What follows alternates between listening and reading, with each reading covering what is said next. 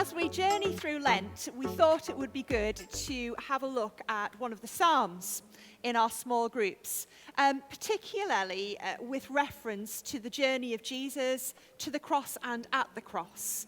We often do that at Christmas when we think about the coming of Christ into the world. Those prophetic bits that tell us about Jesus coming? Yes, but we don't often do that at Easter. No. So we thought it would be good. And the psalm particularly that we're going to explore is Psalm 22. So for this week, we'd like you to read in your group Psalm 22, the first 8 verses, and also to flip into the New Testament, into Matthew's Gospel, Matthew chapter 27, verses 38 to 46.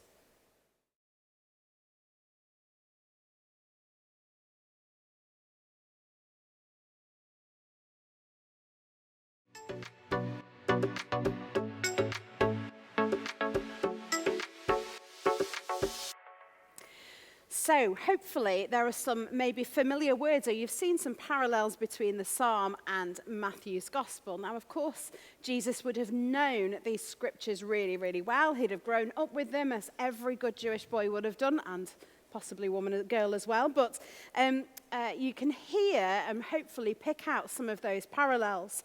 Now, that Psalm 22 starts in a bit of a different way in terms of the Psalms, doesn't it? What's different about it? I think something that is slightly different to some of the other psalms, and the psalms of lament, are that we find that some of the lament in this psalm is actually a lament that is pointed towards God, rather than a lament just on general situation, which we find in some places. You know, I'm in a bad place, God. Life is hard for me, God. That kind of thing that we find in some of the other psalms. This is specifically aimed towards God. My God, why have you forsaken me? Again, it's just one of those things that, again, those psalms, we're used to the, hear my cry, O God, kind of lament. But that really focused thing that is very direct is quite, let's say, unique, is pretty unusual, rare within the psalms, isn't it? So why do we think that that's the case? Well, I mean, this is attributed to being a Psalm of David. Mm-hmm. So this is David's words, speaking about his need for deliverance. He's finding himself in a tough time. David often seems to find himself in a tough time, or that's what a lot of his Psalms are around anyway. That kind of gives me hope in itself to know that some of these people of God struggled and got angry at God. I think this is what the whole thing of, I know sometimes we feel a bit uncomfortable at kind of our not shouting at God, but being our anger directed at God. But actually, there's precedent for it here, isn't there? Yeah. For that David's, very, very pointed in that. So, it makes me feel kind of okay to go, God, this doesn't feel right. What are you doing? Yeah. And so, out of all of the Psalms that Jesus could have picked up, and there are other psalms that actually Jesus references, but this is probably the most well known, because we hear these words from Jesus on the cross. My God, why have you forsaken me? Did God forsake David, and did the Father forsake the Son?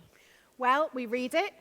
We sing it, don't we? The Father turned his face away. That's, a well-sung line in one of our hymns. What does that mean for us? I think it's really interesting, that whole thing of, what is God turning away from, if he did indeed turn away?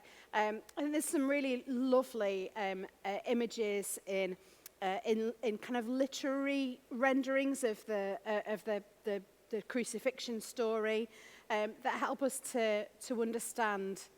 Well, I don't know, help us to understand is probably goes a stretch too far, but help us to imagine the pain that God is going through when he sees his son on the cross, and that sense of kind of not doing anything, and whether God is turning his face away. Someone would say actually that God is turning his face away from sin, and sin is embodied in Jesus on the cross because it's there, he holds on to it all. What is God turning his face away from? Yes. It's really tough. And that whole understanding of theology that might suggest that actually God was most supremely at work in the cross. Absolutely. Which is a how? How is God supremely at work in the cross? How does that fit? Yep. And yet, one of the common understandings of the work of the cross is that through the Christ going to the cross, God is supremely at work through, and the story of salvation unfolds in that. And of course, we tie in with those. We understand that sense of sometimes feeling forsaken or left, whether by another human being and the feelings that can create within us. But also, I guess most of us will have had moments when we've thought, God, where are you? Yeah. Where are you in all of this, whatever this might be for us? Yep. And so the words, my God, why have you forsaken me, might actually be very appropriate words for us as disciples to sometimes speak when we feel that we're in difficult places, when we can't find God in the midst of whatever is going on for us. Yeah, and as we continue into that, obviously that's kind of the fact that it starts with that, my God, why have you forsaken me? And we know it probably more from the Gospels than we do from the Psalms, but it's there. But even a few kind of verses later, we've got that echo of Jesus being mocked and despised and spat upon. So the two things are kind of the other way around in the gospel account, as I'm sure you've noticed. And that, commit your cause to the Lord, let him deliver the one who, let him rescue the one in whom he delights. Again, that's used to mock Jesus. It was like, if the Father, if you are God's son, let him rescue you. Yeah. And so we've got this kind of move from, the direct kind of addressing of God to kind of looking around and broadening out. I think for me, there's an absolutely beautiful fictional account, and it is a fictional account, but I think that God gave us the arts and literature and all of these things to help us to try and understand him and what's going on. And that sense of where God is in all of this. And one of the pictures that's painted in this particular book, it's called Oriel's Diary. Some of you will come across it. I think I probably mentioned it a few times before. But it has this whole image of Jesus on the cross, and the disciples stood around. And then all the hosts of heaven here, and all the hosts of hell here.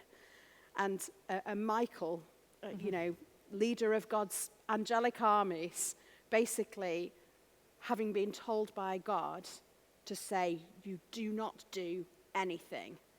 But then you've got this beautiful moment of the hosts of hell, Lucifer and his armies, whatever, however you want to call them, stood there looking really perplexed, going, why are they not doing anything? And that whole set, for me, I love that image because it honestly makes me tingle because of the whole thing of like, but God's not finished yet. Yes, it's not moment. It's not this the end is not of the the end. story. You think it's the end, but it is not the end of the story. I really love that. And just to close with, interestingly, we are going to explore this psalm in the following group as well.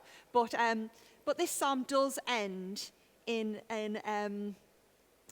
kind of a proclamation, or there is proclamation in here as well of who God is, and that God is a God of deliverance. Yeah, absolutely. And so the beginning of the story, in the middle of the story, doesn't determine what the end of the story is going to be. And that too speaks into the story of salvation that means so much to so many of us.